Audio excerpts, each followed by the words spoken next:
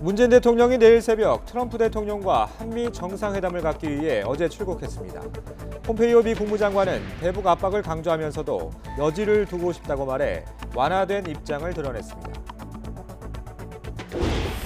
이미선 헌법재판관 후보자 부부의 수십억 원대 주식 거래를 놓고 야당은 물론 여당 내에서도 비판이 이어졌습니다. 특히 자신이 재판을 맡은 업체의 주식을 대거 보유한 사실이 드러나서 논란이 커지고 있습니다. 헌법재판소가 오늘 오후 선고기일을 열어 낙태죄 위헌 여부를 결정합니다. 지난 2012년 4대4 의견으로 합헌 선고를 내린 뒤 7년 만에 재판단입니다.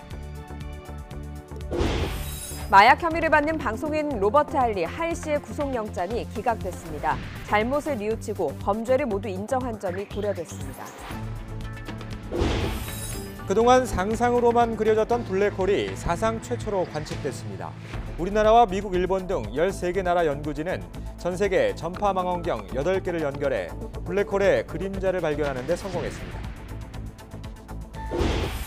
대한민국 임시정부 수립 100주년 기념식이 오늘 저녁 서울 여의도공원에서 열립니다. 임시정부 탄생지인 중국 상하이에서도 여야 5당 대표가 참석하는 기념 행사가 개최되는 등 다채로운 행사가 국내외에서 이어집니다.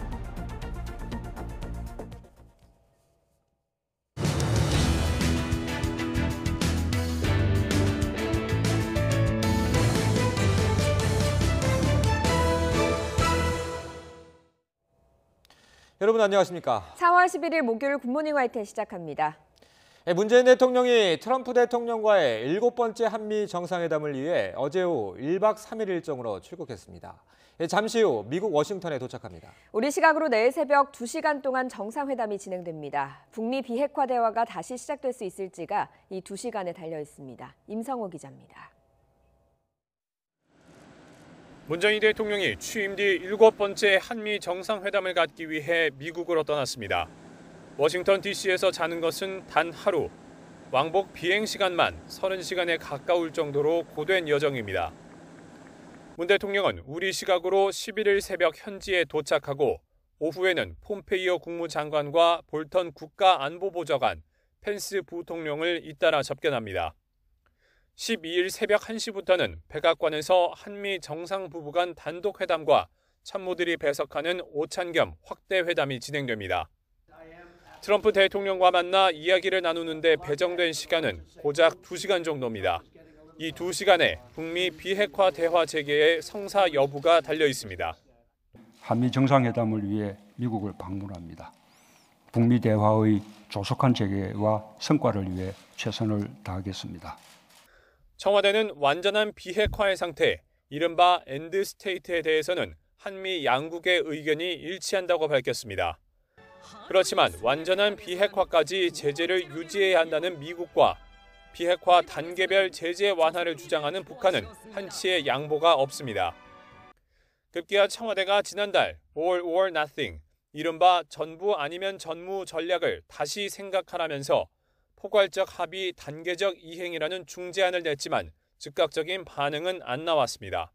이번 한미 정상회담은 지난 2월 하노이 북미 정상회담 이후 대화의 동력을 조속히 되살리기 위해 양국 간 협의가 중요하다는 공동 인식을 바탕으로 개최되는 것입니다. 청와대는 단계적 보상을 담은 우리의 중재안도 정상회담 테이블에 오를 것이라고 밝혔습니다. 그러면서도 제재의 틀은 유지돼야 한다고 강조해 한미 공조를 기반으로 한 북미 대화 재개에 더 무게를 두는 분위기입니다. YTN 임성호입니다. 한미 정상회담을 앞두고 미국은 북한의 완전한 비핵화까지 최대 압박을 이용할 것을 분명히 하고 있습니다. 다만 폼페이오 국무장관이 제재 문제에서 일부 유연성을 발휘할 가능성을 내비쳐 한미 정상 간 조율 결과가 주목됩니다. 워싱턴에서 김희준 특파원이 보도합니다. 이틀째 상원 청문회에 출석한 폼페이오 미 국무장관. 북한의 완전한 비핵화까지 어떤 제재 해제도 없느냐는 질문에 이렇게 답했습니다. Do you agree that no sanctions against North Korea should be lifted until North Korea demonstrates a commitment to complete, verifiable, irreversible denuclearization? I want to leave a little space there. From time to time, there are particular provisions that if we were making substantial progress, that one might think, that was the right thing to do to achieve. 폼페이오 장관은 여지를 남겨두고 싶다는 말을 2차례 반복했습니다. 다만 비핵화까지 최대 압박 기조는 분명히 했습니다. The core UN Security Council resolutions need to remain in place until the verification of denuclearization has been completed. 북한의 완전한 비핵화까지 핵심 제재는 유지하되 이행 조치의 실질적인 진전에 따라 일부 해제 가능성을 시사한 말로 풀이됩니다. 하노이 북미 정상회담 결렬 이후 트럼프 정부가 내세워온 일괄 타결식 빅딜에서 일부 타협의 여지를 보여준 것으로 해석됩니다. 앞서 트럼프 대통령은 올바른 합의를 강조하면서도 김정은 위원장과의 신뢰관계를 계속 부각해왔습니다. 따라서 한미 정상회담에서 우리 정부의 단계적 대북 보상안을 단초로 북미 협상의 불씨가 살아날지 주목됩니다. 워싱턴에서 YTN 김희준입니다. 이런 가운데 북한에서 우리의 국회에 해당하는 기능을 수행하는 최고인민회의가 오늘 13기를 마무리하고 14기 임기를 새로 시작합니다. 최고인민회의 대의원들은 오늘 14기 1차 전체 회의를 열고 북한의 국가 최고 지도자인 국무위원장에 김정은 위원장을 다시 추대하는 일정을 진행할 예정입니다. 최고인민회의는 이어 지난해 예산 결산을 승인하고 올해 예산안을 심의 의결할 예정입니다. 이미선 헌법재판관 후보자에 대한 인사청문회가 어제 열렸습니다. 이 후보자 부부의 수십억 원대 주식 거래를 두고 논란이 이어졌는데요. 특히 판사 시절 자신이 재판을 맡은 업체의 주식을 대거 보유했던 것으로 드러나면서 청와대 인사검증 책임론으로까지 번지고 있습니다. 김주영 기자입니다. 이미선 헌법재판관 후보자 부부는 이 후보자가 서울중앙지법 판사 시절이던 지난해 코스닥 상장업체인 이테크건설 주식 13억 원어치를 보유했습니다. 그런데 당시 이 후보자는 이테크건설 관련 재판을 담당하고 있었습니다. 이뿐만 아닙니다. 이 후보자의 배우자 역시 특허법원 판사 시절이던 지난 2008년 자신이 관련 소송을 맡았던 아모레퍼시픽의 주식 800주 1억 1,200만 원 상당을 가지고 있었습니다. 이 후보자 부부는 재산 42억 원 가운데 35억 원을 주식으로 가지고 있는 것으로 드러났습니다. 사전에 기업 내부 정보를 알고 투자에 이용한 것 아니냐는 의혹이 일면서 국회에서 열린 청문회에서는 관련 질의가 쏟아졌습니다. 얼마나 열심히 주식 거래에 혈안이 돼 있으면 287%의 이 재산 증식을 주식으로 합니까? 국민 눈높이에 맞지 않습니다. 헌법재판관이라는 것은 정말 고도의 윤리성, 도덕성을 갖춰야 되는 입장이라는 점에서 볼 때 판검사가는 주식을 해서는 안 된다는 주장에 대해서 어떤 입장이십니까? 이에 대해 이 후보자는 남편이 주로 투자를 해서 자신은 거래 사실을 몰랐다며 헌법재판관이 되면 조건 없이 주식을 모두 팔겠다고 해명했습니다. 네, 만약에 제가 재판관으로 임명이 된다면 그 주식을 조건 없이 처분하도록 하겠습니다. 앞서 지난 2017년에도 헌법재판관으로 내정됐던 이유정 전 헌법재판관 후보자가 주식 논란으로 낙마했습니다. 이 후보자의 해명에도 불구하고 여권 내부에서조차 비판 여론이 나오면서 조국 민정수석을 포함한 청와대 인사 검증 라인에 대한 책임론이 다시 커질 것으로 보입니다. YTN 김주영입니다. 낙태가 죄인지 아닌지 헌재가 오늘 다시 한번 결론을 내립니다. 7년 전 헌법재판소는 4대 4의 의견으로 낙태죄 처벌 조항을 합헌으로 판단했습니다. 그간 사회적 인식이 많이 달라진 만큼 결론도 달라질지 관심입니다. 강희경 기자가 보도합니다. 형법에 규정된 낙태죄는 지난 1953년 제정됐습니다. 자기낙태죄로 불리는 형법 269조는 낙태한 여성을 1년 이하의 징역이나 200만 원 이하의 벌금으로 처벌한다는 내용입니다. 형법 270조는 동의낙태죄 조항으로 수술한 의사도 2년 이하 징역으로 처벌하도록 규정하고 있습니다. 지난 2013년 동의낙태 혐의로 기소된 산부인과 의사 A씨는 이 두 가지 법조항이 위헌이라며 헌법 소원을 냈고 2년여 동안의 심리 끝에 두 번째 헌재 심판대에 올랐습니다. 앞서 지난 2012년 헌재는 재판관 4대 4 의견으로 낙태죄 처벌 조항이 헌법에 위반되지 않는다고 판단했습니다. 당시 헌재는 태아에게도 생명권이 인정돼야 하며 낙태를 허용하지 않는 게 인부의 자기결정권에 대한 과도한 제한이라고 보기 어렵다고 밝혔습니다. 이번에도 쟁점은 태아를 별개의 생명체로 볼 수 있는지, 낙태죄 처벌이 여성의 임신에 대한 자기결정권을 침해하는지가 될 것으로 보입니다. 낙태죄에 대한 사회적 인식이 많이 바뀐 만큼 결과는 7년 전과 다를 것이란 전망이 우세합니다. 최근 정부 조사에서 여성 75%가 낙태 처벌 규정을 개정해야 한다고 응답했고 국가인권위원회도 낙태죄가 헌법상 권리를 침해한다며 폐지 의견을 냈습니다. 새로 구성된 헌법재판관들도 낙태죄에 대해 전향적인 인식을 가진 것으로 알려졌습니다. 그 임신 초기에 사회 경제적 사유로 인한 그런 임신 중절을 어떤 의사나 전문가들의 상담을 거쳐서 허용하는 방안 우리가 적극적으로 입법론적으로는 고려할 필요가 있지 않나. 재판관 9명 가운데 6명 이상이 손을 들면 위헌 결정이 나옵니다. 낙태죄를 완전히 폐지하는 단순 위헌이나 해석의 범위를 한정하는 한정 위헌이 가능합니다. 낙태를 전면적으로 허용하기엔 부담이 따르는 만큼 일정 기한까지 법을 개정하라는 헌법 불합치 결정이 나올 것이란 관측도 나옵니다. YTN 강희경입니다. 그젯밤 충남 금산의 가전제품 폐자재 재활용 공장 야적장에서 불이 났는데 사흘째 진화되지 않고 있습니다. 산책하던 60대 여성이 도사견에 물려 숨지기도 했습니다. 사건 사고 소식 최재민 기자가 종합했습니다.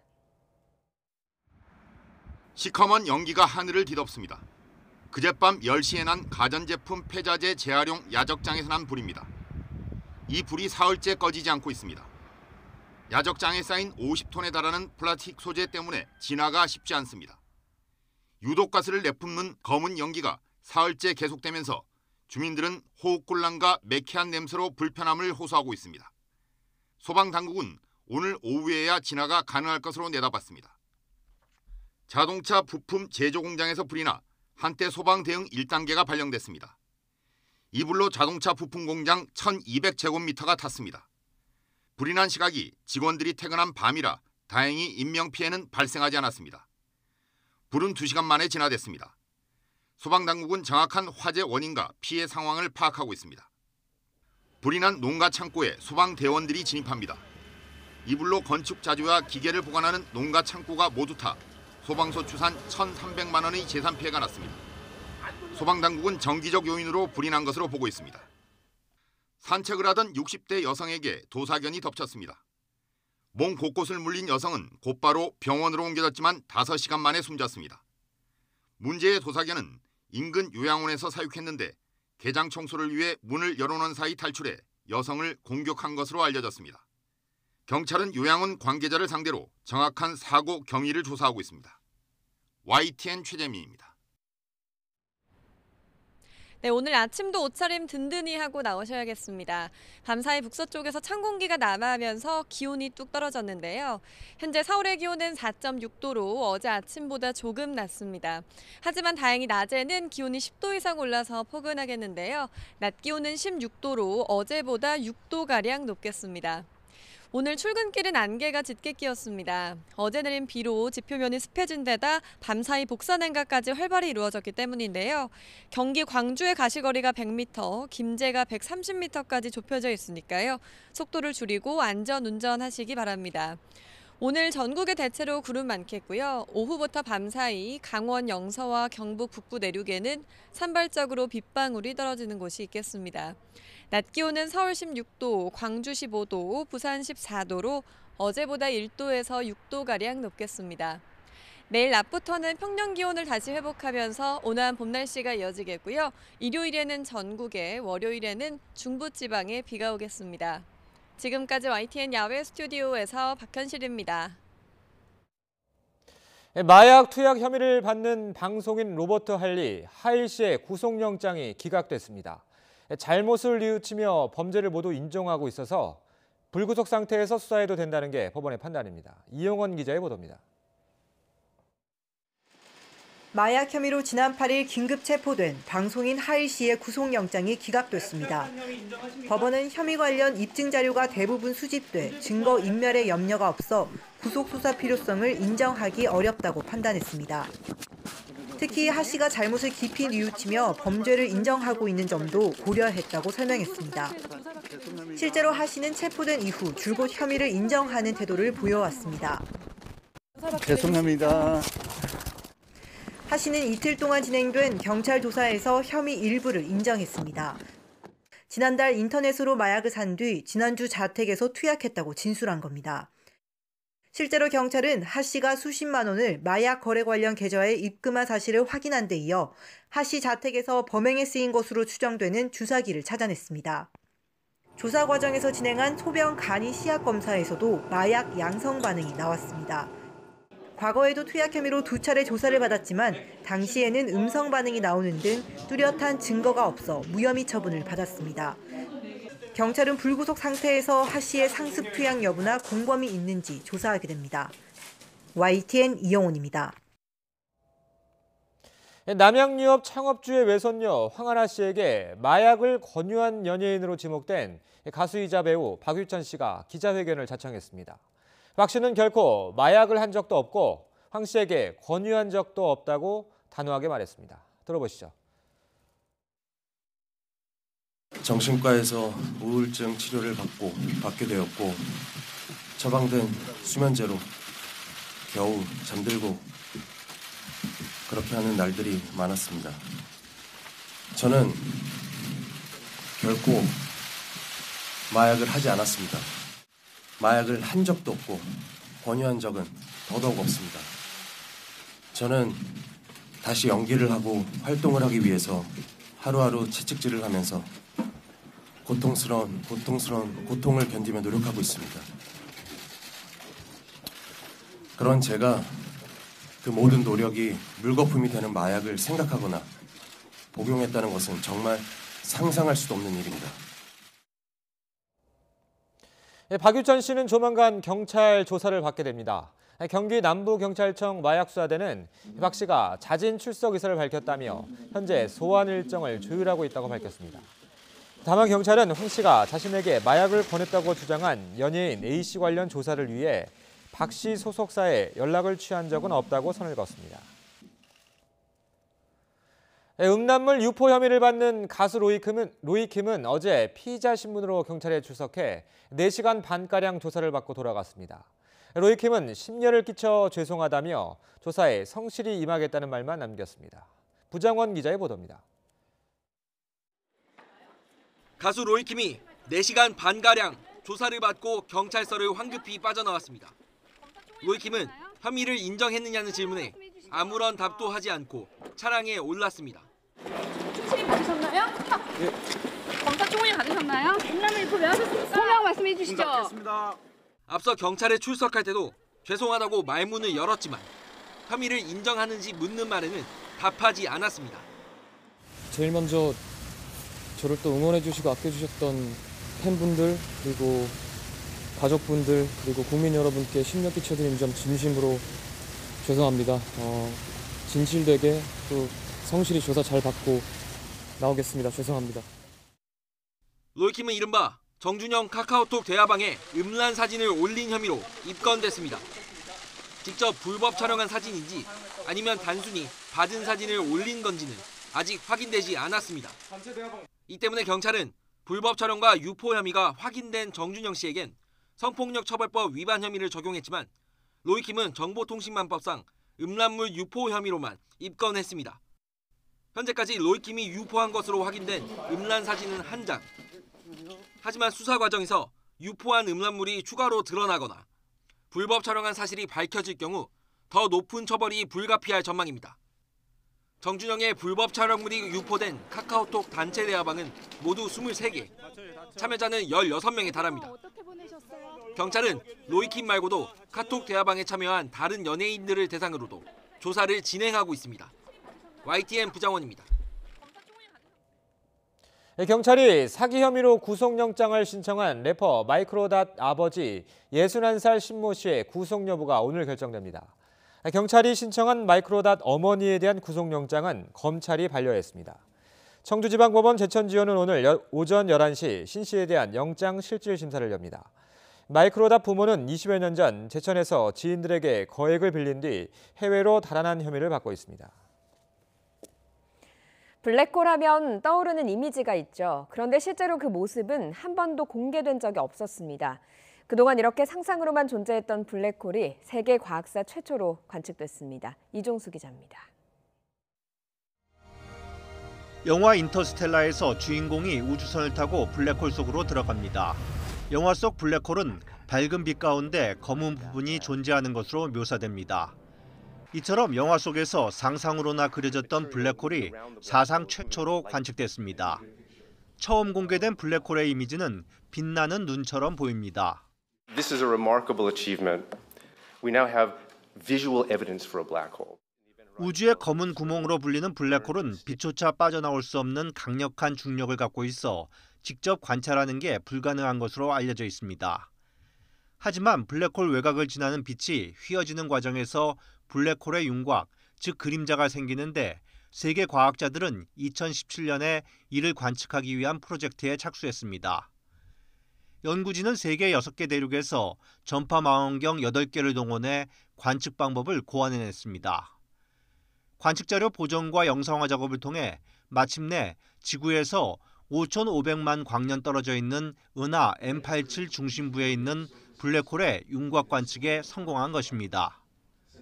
이에 따라 아인슈타인에 의해 104년 전 이론화된 블랙홀의 크기와 질량 등 연구에 새 장이 열렸습니다. We now know that a black hole that weighs 6.5 billion times what our sun does exists in the center of M87.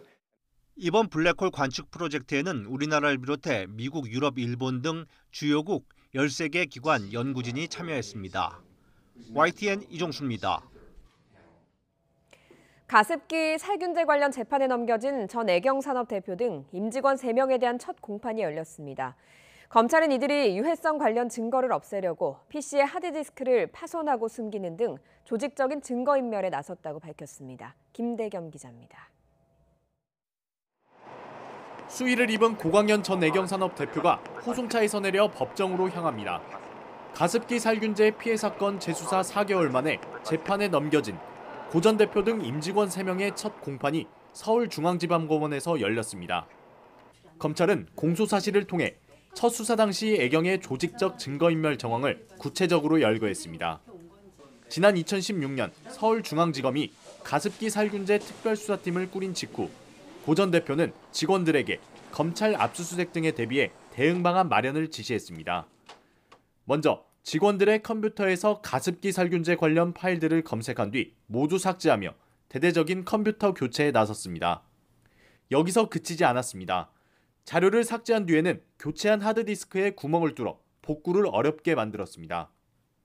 지난 2016년 7월 국회 국정조사를 앞두고는 비밀 사무실을 차린 뒤 별도의 대응 TF팀을 꾸렸습니다. TF팀은 애경 산업 서버를 포렌식한 뒤 이를 토대로 국회에 제출할 자료를 정했습니다. 국정조사가 끝난 뒤에도 이들의 증거인멸은 계속됐습니다.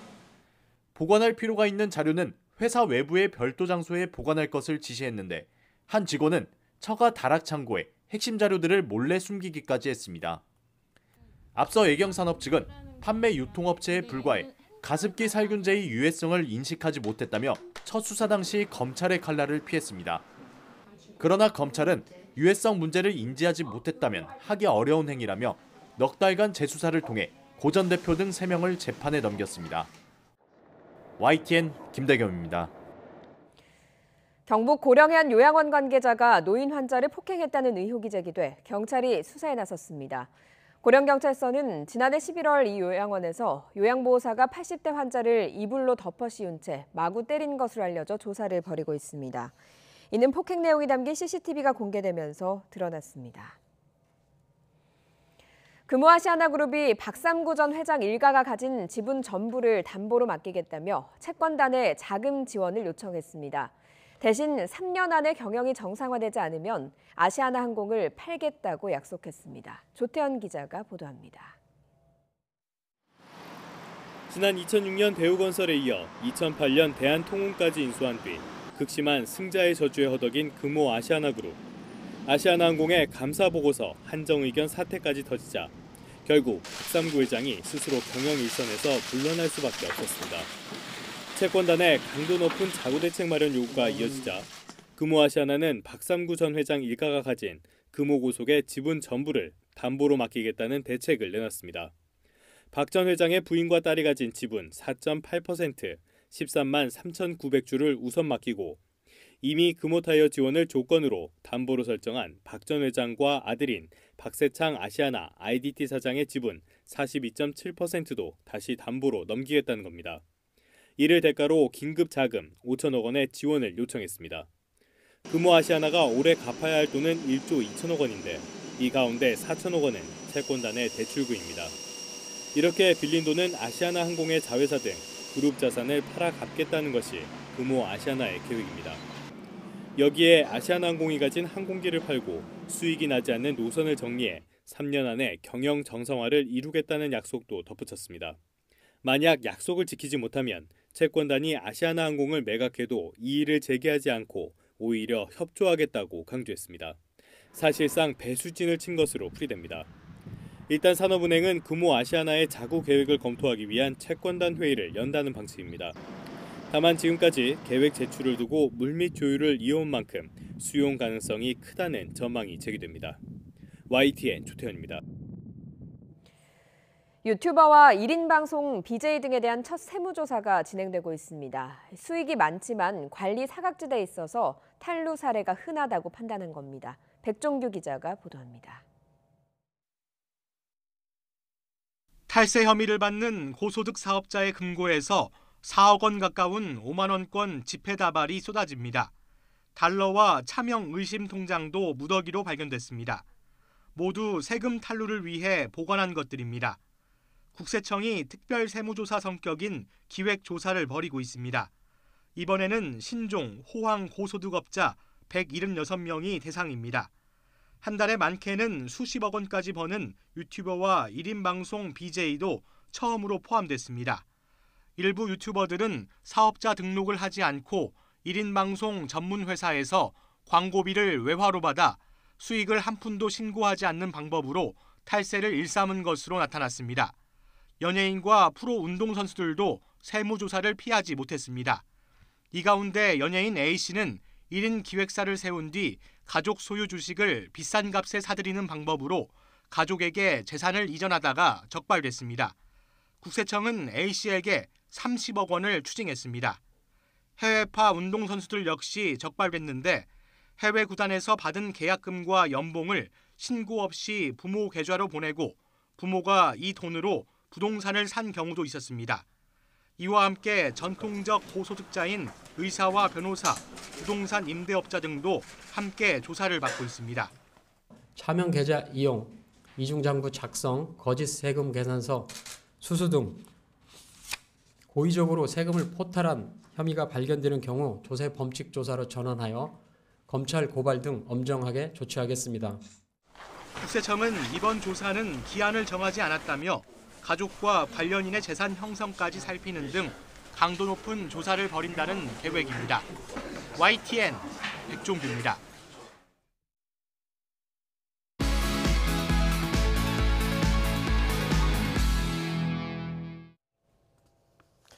오늘 아침 주요 뉴스입니다. 문재인 대통령이 내일 새벽 트럼프 대통령과 한미 정상회담을 갖기 위해 어제 출국했습니다. 폼페이오 미 국무장관은 대북 압박을 강조하면서도 여지를 두고 싶다고 말해 완화된 입장을 드러냈습니다. 이미선 헌법재판관 후보자 부부의 수십억 원대 주식 거래를 놓고 야당은 물론 여당 내에서도 비판이 이어졌습니다. 특히 자신이 재판을 맡은 업체의 주식을 대거 보유한 사실이 드러나 논란이 커지고 있습니다. 헌법재판소는 오늘 오후 선고기를 열어 낙태죄의 위헌 여부를 결정합니다. 지난 2012년 4대4 의견으로 합헌 선고를 내린 뒤 7년 만에 재판단입니다. 그동안 상상만으로 그려졌던 블랙홀이 사상 최초로 관측됐습니다.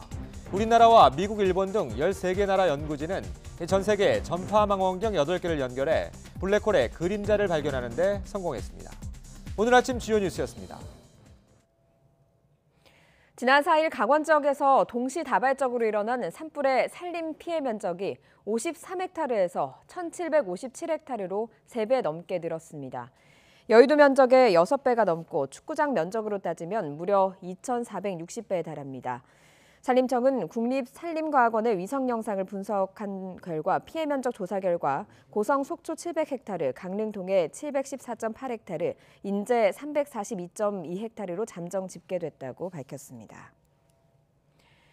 이렇게 산불로 잿더미가 된 강원 지역에는 걱정거리가 하나 더 생겼습니다. 토사 유출이나 산사태 등 2차 피해 우려가 커지고 있는 건데 비까지 내려서 더 걱정입니다. 송세혁 기자가 취재했습니다. 산불이 난 지 엿새 만에 제법 굵은 빗줄기가 쏟아집니다. 잿더미로 변한 산비탈마다 무너질 듯 위태로워 보입니다. 숯덩이가 된 나무는 뿌리까지 드러났습니다. 산불 피해 지역입니다. 검게 타버린 주변 산림과 달리 황토빛 속살을 드러냈습니다. 토사와 돌이 무너져 내렸기 때문입니다. 산 아래 이 집 주인은 벌거숭이 뒷산이 무너지지 않을까 불안감을 감추지 못합니다. 이게 언제 어떨지도 모르고 참 어떨 때는 잠도 안 오고 맨날 뒷산만 쳐다보고. 부근의 다른 주택. 맞닿은 산자락이 쏟아져 내릴 듯 아슬아슬합니다. 홀로 사는 90살 어르신은 혼자 피할 힘도 없어 보입니다. 그래서 뭐 하도 할 수 없잖아요. 뭐 내가 뭐 기운이 있어 뭐 할 자식 내가 마음대로 뛰어다니지 못하니까. 이번 산불로 불에 탄 산림은 모두 1,757헥타르, 축구장 2,460배가 넘는 면적입니다. 대부분 나무와 풀이 탄 데다 토양마저 물을 흡수할 수 없을 정도로 황폐해졌습니다. 비가 내리면 토사 유출이나 산사태가 일어날 가능성이 큽니다.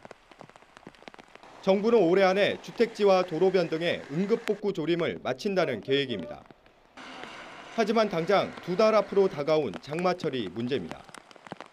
풀이라든지 작은 나무들이 다 타버릴 경우에는 토합과 함께 물의 압력, 즉 수압이 더 증가하게 되면은 이 산사태 위험이 발생할 가능성이 훨씬 높아질 수가 있습니다.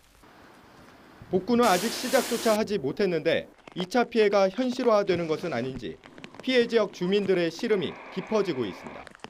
YTN 송세혁입니다. 이렇게 시름이 많은 강원 지역 이웃들에겐 온정의 손길이 그나마 위로가 되고 있는데요. 강원 산불 이재민 돕기 성금이 180억 원을 넘었습니다. 재난재해구호단체인 희망브릿지 전국재해구협회는 어제 오후를 기준으로 개인과 기업 등을 통해 모은 강원 산불 피해 모금액이 180억 3천여만 원으로 집계됐다고 밝혔습니다. 희망브릿지는 문 대통령과 김정숙 여사, 문희상 국회의장이 성금으로 금일봉을 기탁했다고 전했습니다. 기업에서는 네이버가 10억 원, SPC그룹, SPC 행복한재단이 1억 원을 기탁했습니다. 문재인 대통령이 강원도 산불이 번질 당시 술을 마셨다거나 보톡스를 맞았다. 귀를 의심케 하는 이야기죠. SNS를 중심으로 무차별적으로 제기된 이런 주장이 일부 야당 의원들 입에까지 오르자 청와대와 여당이 강력 대응 방침을 밝혔습니다. 조은지 기자가 보도합니다. 산불 피해 상황과 복구 대책을 위해 마련된 회의에서 느닷없이 문재인 대통령의 음주설이 나옵니다. 11시 11분에 회의를 시작을 하는데 왜 VIP가 0시 20분에 회의에 참석합니까? 술 취해 계셨어요? 문재인 정부의 무리한 탈원전 정책으로 한국전력의 예산이 줄어 이게 전신주 관리 소홀과 화재까지 이어졌다는 분석도 있습니다. 자연재해가 아니고 문재인 대통령에 의한 인재고 문재인 대통령에 의한 대통령 재앙이다.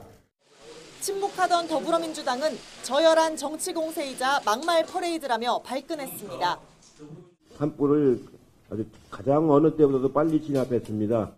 세월호 참사에 빗대는 허위 조작 정보를 퍼뜨리고 있고 민주당 허위정보대책특별위원회가 지목한 가짜뉴스의 최초 발원지는 페이스북. 여기서 언론사 사장들과의 음주설과 문재인의 5시간 등이 처음 올라왔고 극우 성향 유튜브와 커뮤니티를 타고 삽시간에 번졌다는 설명입니다.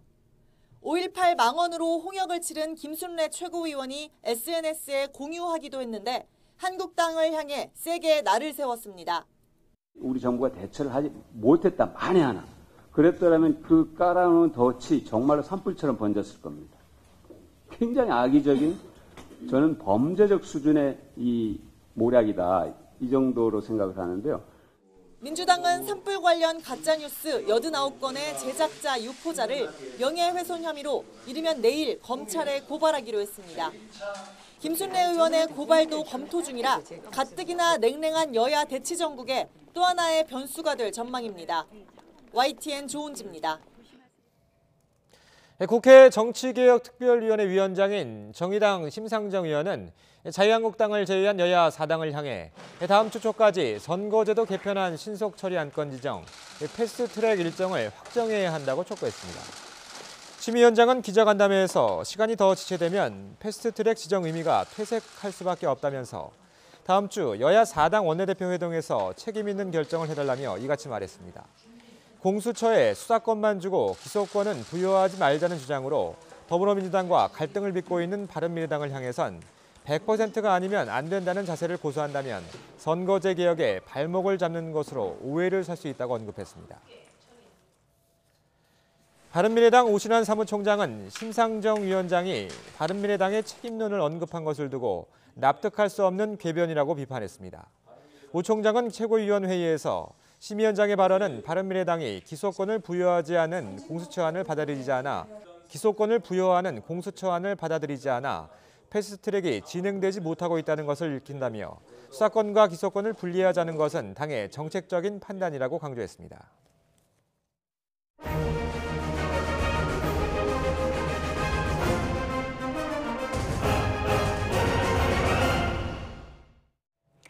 (74년) 전 서울 진입작전에 투입된 광복군 4명이 도착한 여의도공원에서 오늘 제100주년 대한민국 임시정부 수립 기념식 행사가 열립니다.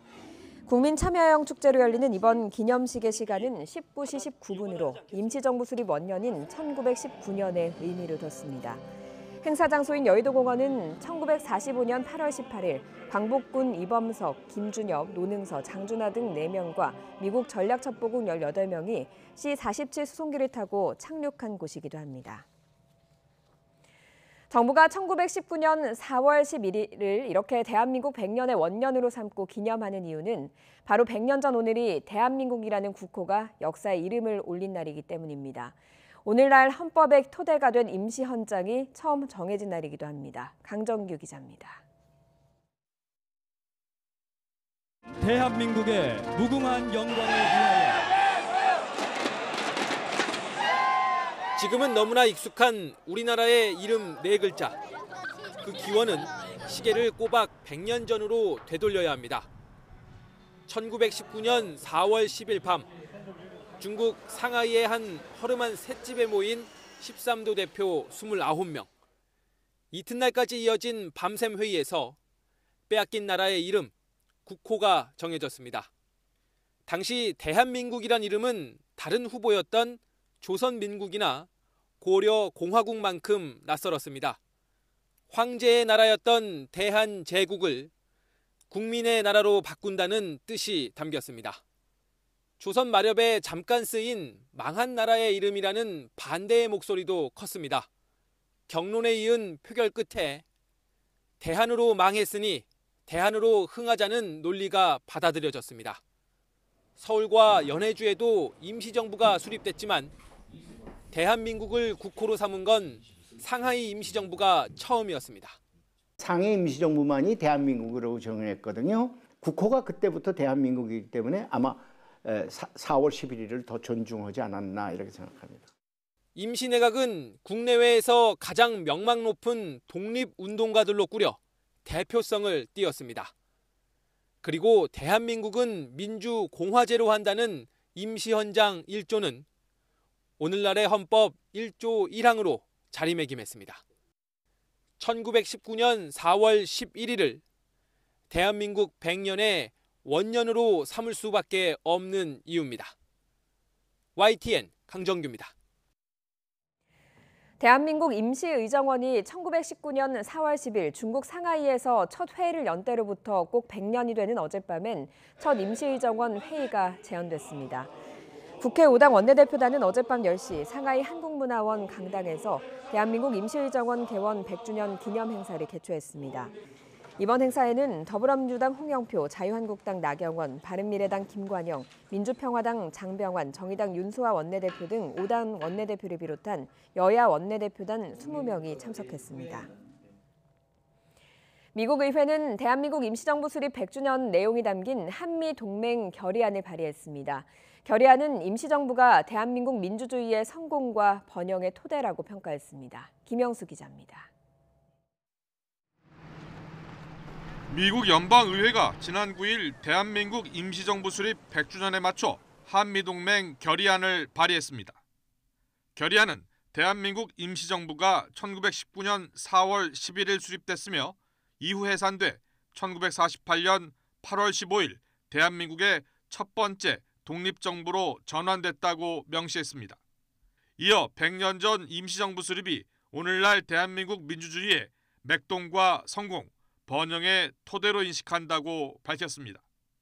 미 의회가 제출한 결의안에 우리 임시정부 수립이 기술된 것은 이번이 처음으로 알려졌습니다. 결의안은 또 한미동맹 강화의 필요성도 강조했습니다. 한미동맹이 영내에서 미국의 이익을 증진하는 데 있어 중심이라는 것을 재확인한다며 한미 간 외교와 경제, 안보 분야에서 폭넓은 동맹 강화가 이루어져야 한다고 말했습니다. 이와 함께 1903년 한국 이민자들이 처음 미국에 도착한 후 지금까지 한국계 미국인들이 미국 사회의 발전을 위해 큰 역할을 하고 있다고 평가했습니다. 이번 결의안은 공화와 민주 양당 의원들이 함께 참여해 초당적 결의안으로 발의됐으며 상원과 하원 모두에 제출됐습니다. YTN 김영수입니다. 일본 후쿠시마산 수산물 수입을 금지한 우리 정부 조치에 대한 세계무역기구 WTO의 최종 심의 결과가 우리 시각으로 내일 새벽에 나올 것으로 보입니다. 앞서 정부는 2011년 동일본 대지진 이후 후쿠시마를 포함한 인근 8개 광역지자체에 수산물 수입을 금지하고 수입 가능한 일본산 식품이라도 세슘 등 방사성 물질 검사를 추가로 거치도록 했습니다. 이에 대해 일본 정부는 우리 정부 조치가 부당하다며 2015년 5월 WTO에 제소했고 지난해 2월 WTO는 일본 정부의 손을 들어줬습니다. 우리 정부는 곧바로 상소해 이번에 2심 판단이 내려지게 되는데 WTO 규정상 2심이 최종심이기 때문에 이번 결정이 후쿠시마 수산물 수입에 대한 최종 판단이 됩니다. 훈련 중 레이더에서 사라져 실종됐던 일본 항공자유대 F-35A 전투기가 추락한 것으로 확인됐습니다. 이와야 다케시 일본 방위상은 기자들과 만난 자리에서 F-35A 전투기의 꼬리 날개 일부가 주변 해역에서 발견됐다며 이같이 말했습니다. 지난해 9월 미군의 F-35B 전투기 한 대가 남부 사우스캐롤라이나주에서 훈련 중 추락하는 사고가 발생한 적이 있지만 F-35A 전투기가 추락한 것은 세계적으로 이번이 처음입니다.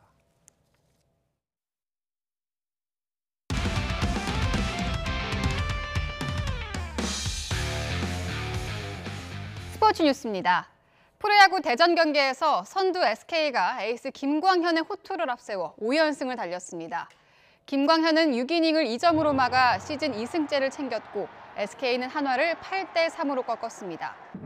키움도 차세대 에이스 안우진이 잘 던져 KT를 4대2로 제쳤고 기아는 최영우가 끝내기 희생 플라이를 쳐 NC를 꺾었습니다. 두산과 삼성도 각각 승리했습니다. 메이저리그 텍사스의 추신수가 2루타 2개로 장타력을 과시했습니다. 추신수는 애리조나 원정 경기에서 상대 에이스 투수 그레인키를 상대로 1회와 7회 2루타를 때리며 5타수 2안타 1득점을 기록했습니다. 추신수의 시즌 타율은 2할 8푼 6리로 올랐고 텍사스는 역전패했습니다.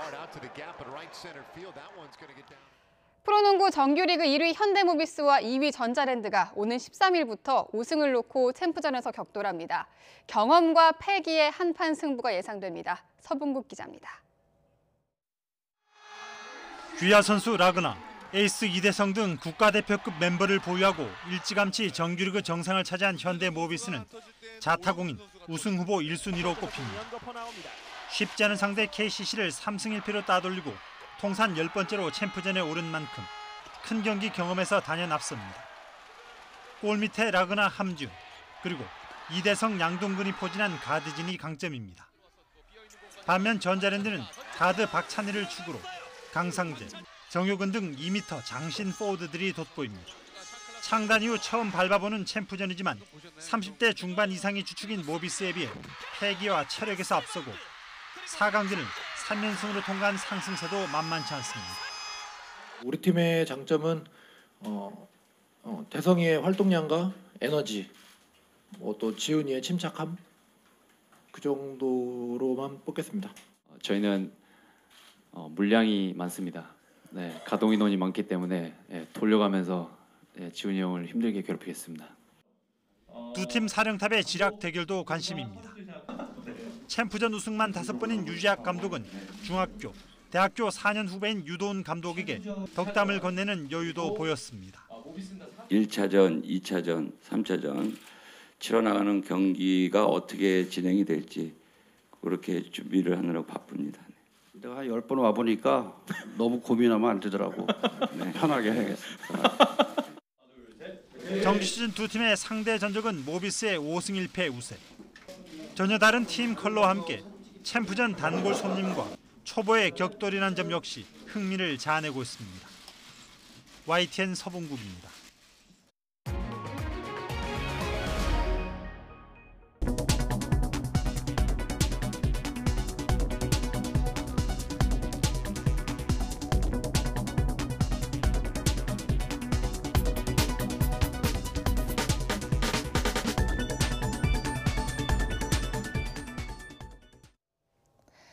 오늘 아침은 반짝 꽃샘 추위가 이어지고 있습니다. 현재 서울 기온은 4.3도로 어제 아침만큼 쌀쌀한데요. 낮은 어제보다 기온이 크게 오르면서 온화해지겠습니다. 오늘 낮 기온은 서울이 16도로 어제보다 6도가량 높겠습니다. 일교차도 10도 이상 크게 벌어지겠습니다. 오전까지 내륙 지역은 안개가 짙게 끼겠습니다. 어제 내린 비 때문에 대기 중에 습도가 높아졌기 때문인데요. 낮부터는 안개가 걷히고 화창한 날씨를 보이겠습니다. 오늘 안개는 아침에 짙지만 미세먼지 걱정은 없습니다. 전국의 미세먼지 농도 좋음에서 보통 단계를 보이겠습니다. 현재 기온은 어제 아침과 비슷합니다. 서울 기온이 4.3도, 춘천 3.6도, 대구 6도, 부산 7도, 전주 4.5도를 보이고 있는데요.